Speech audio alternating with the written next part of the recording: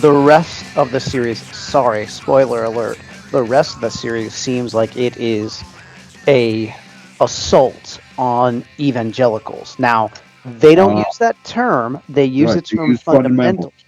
fundamental. Right. But just help me out real quick, because one of the things that I think of when I hear the term fundamentalist is, of course, it is a pejorative, but I believe they've abused the term and not even used it in its historical, actual sense, Right. and they failed to. At any rate, put that, and I would even say that no, Gothard is not actually a fundamentalist, and you just demonstrated that because he fundamentally rejects primary doctrines that the fundamentalist in the 1920s would have held to. Correct. And that becomes the problem. But that's just so poorly addressed. So help me out real quick. You've seen this series. What are some things that you thought were good takeaways from that series? And then let's walk through some of those things that you think are really problematic that Christians, because as we know, and I said Netflix, but it's Prime, so I apologize for that mistake. They're going to be watching it. I mean, I'm certain that there are people at everyone's church that have watched this, and Absolutely. my father-in-law, when he watched it as I was watching it to kind of research for it, and I watched through it twice because I wanted to make sure I got everything. He just got angry at it, and so I imagine there's people like that, but there's also people like, oh man, that's right, we need to stay away from those fundamentalists. And who are fundamentalists? So, what were some of those you thought really good takeaways from the series? Well, I got both. I think a very important takeaway is the authoritarianism. Mhm. Now, they don't explain how, I mean, they do show the photo of the umbrella, that kind of stuff, but they don't really explain how theologically important that is and why Christians tended to shake their heads yes, Mm. because we do believe there's a place of, let's say, leadership, right? Mhm. They don't, Netflix, I mean, Amazon Prime and the documentarians don't understand that there's a difference between, I'll put it this way, a cattle herder and a sheep herder, Mm. right? I like that. A shepherd, which is the analogies the Bible uses about leaders within the church, lead the flock. They walk ahead and the flock follows them. They protect the flock. They're not loud, cajoling, punishing, whatever. Whereas cattle herders all get behind and push and cajole and all that kind of stuff. They're very different styles of leadership, and one is really worldly, that would be cattle herding, and the other is biblically, that would be shepherding. They're very different. Well, they don't understand that. They're not Christians. They don't really understand that. Unfortunately, they can look at too many churches and find the cattle herding model as part of it. Mhm. So they keyed on authority. Well, why is that important? Because if you buy the umbrella protection, then things like sexual misconduct becomes sort of acceptable. Now, I want to be careful how I say this because there are many very fine parents and fathers who would never in their wildest imaginations think that this teaching gives them permission to be incestuous with their daughters. Yeah. However, if you buy the idea that there's this umbrella protection and those under your authority must submit to your authority regardless of how you act, or they will be punished. Their task becomes not to disobey, but to try to fix the leaky umbrella, is how Gothard puts it. That puts a different picture on it. So you mentioned the sex scandal, 1980. We commented on it because we knew about it. We didn't go in depth because we didn't want it to be a salacious piece. We wanted to deal with the teaching, Yeah. not with the impacts necessarily. But the seven staff secretaries that were involved with that, to a person said, we had to submit. Steve Gothard was our authority. So what do you have in this shining happy people? That's really what you have, the same fundamental problem. As you have some males who improperly acted under the authority of the teaching that Bill Gothard gave them. So is that a feature of Gothardism? The answer I would have to say is no. Are there some who have that tendency to gravitate toward Gothard teachings and use it in that way. I think that's what we're seeing. When I think about the documentary and particularly the umbrella of authority, one of the things that I noted, and I thought that this was just a connection that wasn't made very well at all. It Right. appears that Mr. Duggar, he didn't like being under other people's authority, so he started his own church. I think Right. that was probably fairly typical of individuals in that group, so that they could be the top dog and therefore they could dictate what's going on or be the cattle prodders. And because he did not have a group of elders that he was accountable to, even as a fellow elder, but was the pastor of his flock, Right. right? He didn't have to answer to anyone when he told his daughters, no, you're going to excuse this and deceive about what's happened with your brother because I say so. And then, of course, was able to influence and certainly, in my mind, coerce his daughters to do what they did, which they all essentially state they regret in the documentary. And I don't want to be too big of a spoiler alert, but that is what Well, happens. think about how powerful this is. If, because cults do this all the time, if you are persuaded that what you're teaching is directly from the mouth of God, God becomes your club by which you can beat others into submission. So now you're not rejecting their teaching or authority, you're touching God, rejecting God Himself. That's a scary thought, Yes. right? That keeps you in submission because you don't want to cross God. He's waiting up there with his big thumb, waiting for you to step out of the way to squash you like a bug. I have had more former Gothic people tell me that's exactly how they thought, and very often I have to start with this disclaimer. Just because God and Gothard both begin with G-O and end to D doesn't mean they're the same thing. Yeah. But for them, it is. It is the same thing. Yeah. Yeah. And that becomes exceptionally clear. Now, here's the thing that I think is so interesting, Don. The majority of the people that they had in that documentary series were people who had left. They left Gothardism for nothing. One of the things that White talks about is how so many people leave the JW cult, the Jehovah Witness cult, or Mormonism, and they leave those cults to go into the abyss. Right. And that's probably one of the things that's most disheartening. But then there's this piece. It appears, and you visited with I think the young lady who was formerly a Duggard, who is the major player in the documentary. She's one of the endorsers of your book, isn't that correct? Well, it's interesting. Her sister is. Her Ginger sister. wouldn't appear in the Doctor series for the reasons I already outlined. She didn't trust him. Yeah, gotcha. Because they would do things, and they did, as you point out. They labeled fundamentalism as the problem, where it's true some fundamentalists are a problem, but the Yeah. fundamentals themselves are not. And I have some very solid, gracious churches that are there tend to be more separatist than I might be, but solid churches. Yeah. The second thing then is homeschooling. They just trashed homeschooling. That was a bad thing. So you Yeah. have very well-meaning, godly people who want their children educated, not indoctrinated. And for that they're being trashed by Amazon in their series. That's a problem. So it's my understanding they're going to be doing another series next year. I don't know if they're going to pick up on these things or not, but they really should to kind of clarify. Look, we're not saying all involved with this hold to all these things. What we're saying is there are some who take these teachings and misuse them against others. So the Duggard sister, who was the primary focus, it didn't at least sound to me like she had left the Christian faith altogether. She did Um, not.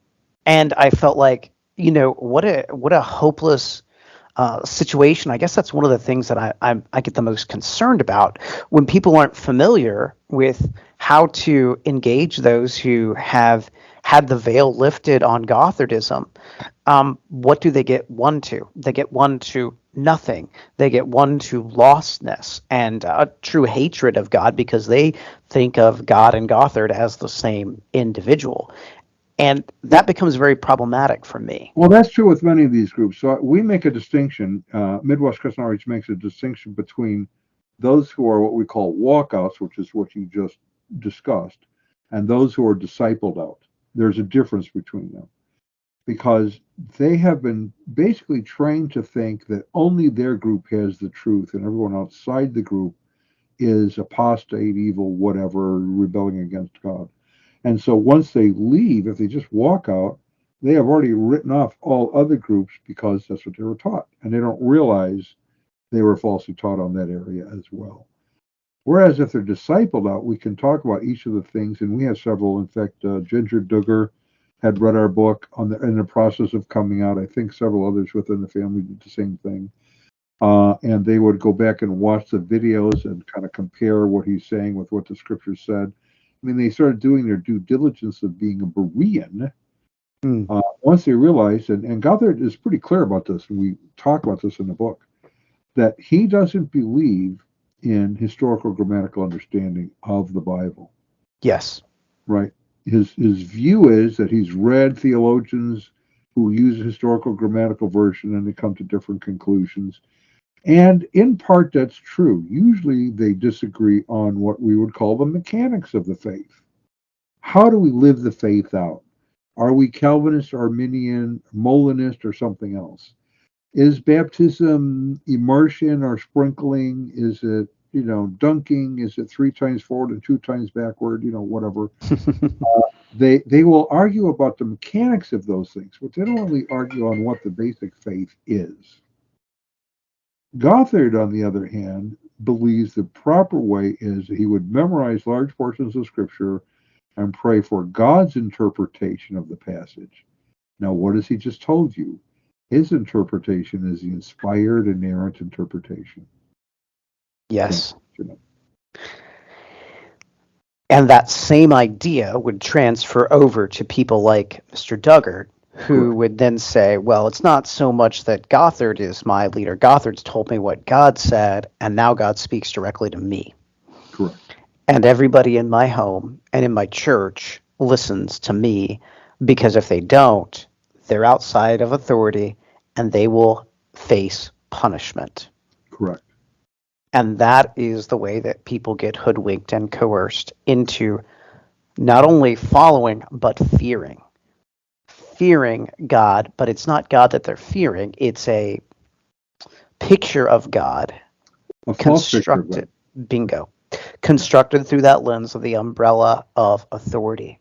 Right. So here is, and I know I've gone a little bit out of order on the questions I gave you, but one of the things that I think is most important when a docuseries like this comes out, Quarterback came out on Netflix, and people will talk about Quarterback, right? This is a documentary that's come out. People are talking about it in the church, right? Because most people have Amazon Prime because they order things off Amazon. I mean, tons of people are going to order your book off Amazon, right? I hope and pray that many do.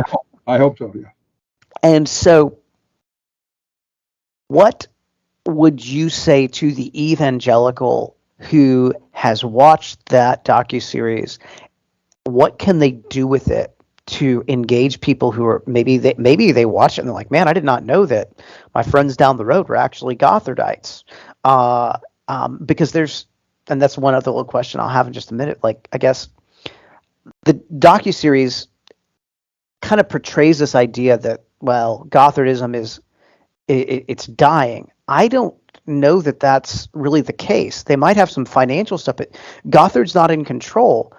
But I mean, are they still filling out, college gymnasiums and things like that? Like, what is kind of the current status of the movement? They have kind of shifted to predominantly just homeschool stuff. Okay. And they have a couple of things, their alert training and those kinds of things. Some things are not bad. The Oakbrook College of Law, for example, I think they've renamed it now that Gothard's kind of in trouble again, sexual misconduct again. Is not a bad organization. We in the process of doing the book, we met with the young man who had started it with Bill. Very solid guy. It is, essentially kind of a mail order school. You have to go. You can only practice in California, but several of their graduates I know, and they do a great job. They're very good attorneys, so that's good. Alert also, it was portrayed as this military organization. Uh, yeah, not really. It's more geared towards search and rescue. That's kind of what they are. Does military type school, is that necessarily bad? Well, you like military. Would you say Yeah. military schools are bad? No, I think they're good. Teaching people Yeah. discipline. Yeah. Even if you don't go on to have a military career, it's good because of the discipline. That's what alert really is. Uh, if you could take some of the basic principles out of there, it would be even better. But so those things are still ongoing. The homeschooling, as far as I can tell, is not as well done as the other stuff because it really is dependent on Goddard's teachings to a large degree. Mm, And so if you want to do math and those kinds of things, you have to supplement it with actual curriculum. But gotcha. will the organization survive? I don't know about that. They are real estate rich, cash poor. Each time something like this comes out, they take another hit on credibility. Um, Back to Netflix, though, Yeah. uh, and how to think about them. Just this is just how I'm approaching it. Yeah. But Yeah. that don't forget, I live largely outside the church in our ministry, Hmm. so I get to engage with a lot of non-believers in really unusual ways. And so I look at the people who made Netflix. I say, if I were them and I had no concept of the church, how would I think about this? Mm, So I think number one, we need to pray for them. And the same with people that may be down your streets or in Gothard. Try to think about what they're feeling. They're just trying to be good parents. We need to acknowledge that. They're mm. just trying to raise Susie and Bill to be good, solid followers of Christ and good citizens in our nation, which is really hard to do today. So that's how we think about them and then ask questions. But you need to learn about what does Gothard teach on grace. That's a really important one. Yeah. Uh, in fact, we had a judge who was on his board of regents for his law school. He called us after he read the book. He said, I read um, every day legal briefs on cases, and you have done one of the best legal briefs on what grace is I have probably ever read. He said, I've been a Christian 50 years. I never understood any of this. Oh, Now, wow. is it because we wrote so good, or is it because he was so misled by Gothard? I can't answer that question. But that's a starting point. Authority. You need to understand how they view authority. And you need to find out, do they believe that these seven principles are non-optional? You see, many hear that and it doesn't register as non-optional, and they take them as good suggestions. And so they might be more open to leaving than someone who takes it as non-optional. Back to Amazon people, we need to pray for them. Seek out that we might have more opportunities to talk directly to them, as especially as they're working on the next one, so that they might more accurately represent those who are um, involved in this movement, for example. As I think about one other thing, and I did not get you this question, but it's one that comes to mind. Let's say that you're pastoring a church. I am. So this could very well be something that does occur. A family shows up and they're Gothardites, and they want to be a part of your church. How do you navigate that? What would that look like? I mean, here I'm asking a very practical question, and I'm doing it. I apologize, just straight out shooting from the hip here. But it's one of the things that I've thought about because there were people that were Gothardites that went to the church my dad pastored, and I think they're probably still seeped in that. Uh, now there's probably some more thoughts and they're probably having to be a little bit more defensive, or maybe they're looking at things. How would you engage a pastor to manage that kind of thing? Well, I would say, like I do with anybody, whether it's a Jehovah's Witness, Mormon, or a Gotharite, is to make sure that you're teaching biblically in context through the Bible. Number one, be open to meeting and talking with them so they can ask you questions and to respond in a kind way, as I know you would, for example, not a defensive way. And to then raise the question of, do we get this from Gothard or do we get it from the Bible? If they say we get it from the Bible, say, okay, can we go through the text that you're looking at in context? Because most of them have not understood historical grammatical context as a tool to Yes. understand the Bible. Amen. That's huge. I know your time is always important for you, Don, just like it is for me. Let me kind of follow up with kind of two little things as we close out here. Midwest Christian Outreach is an organization, and your ministry is to cults and non-Christian religions. Right now, there are people that you are engaging who have left the Gothard movement. What does that look like? Does that look a little bit like what you've shared there? Yeah.